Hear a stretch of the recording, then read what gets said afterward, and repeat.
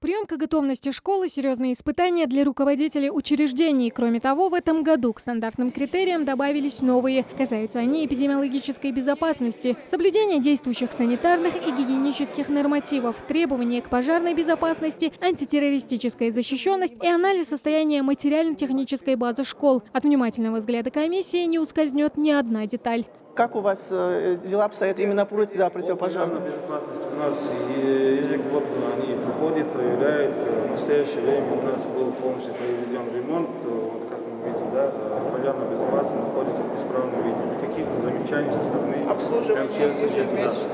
Договор по обслуживанию у нас имеется. Лидия Миржоева тоже в составе комиссии, председатель родительского комитета. В этой школе уже 3 года учится ее дочь. Претензий к тому, как организован процесс обучения, у нее нет. Однако нашлось в этой бочке меда и место для ложки дегтя. Мне хотелось бы, чтобы оргтехнику заменили, так как она уже старая, некоторые компьютеры вышли из строя, чтобы, так как школа очень старая, уже 43 года в школе, чтобы произвели капитальный ремонт, так как строение ветхое, хотя бы новых корпусов, 2-3 корпуса новых пристроили. Уделили внимание непосредственно самим классам. Основные критерии оценки здесь – просторность, освещение и наличие материальной базы. Накопляемость в классе, насколько самая максимальная?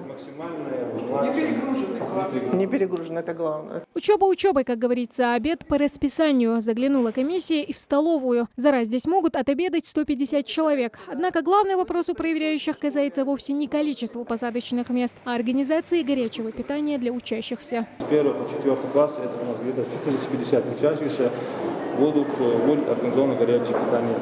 Уже утвержденное меню есть, для этого выделенные средства тоже у нас имеются. Назрановская 4-я школа, построенная еще в середине 70-х годов прошлого века, в новом году планирует принять более 800 учащихся. Несмотря на то, что здание старое, во многих нюансах школа может дать фору и многим современным учебным заведениям. Например, дисциплинированности и готовности выполнять все предписанные требования. В настоящее время всеми общеобразовательными организациями Республики Ингушетия заключены договора. То есть Министерство образования и науки Республики Ингушетия выделены средства для приобретения дезинфицирующих средств для рук, для классов. Класса это уже будет до урока и после урока. По словам Мадины Ганежевой, регионального координатора проекта «Единороссов. Новая школа», 4-я Назрановская оснащена всем необходимым. Косметический ремонт тоже проведен. Алгоритм работы выбран правильный.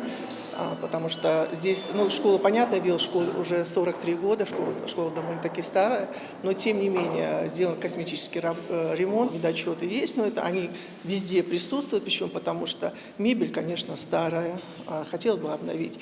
Нет, например, интерактивных досок. Эта проблема существует во всех образовательных учреждениях республики.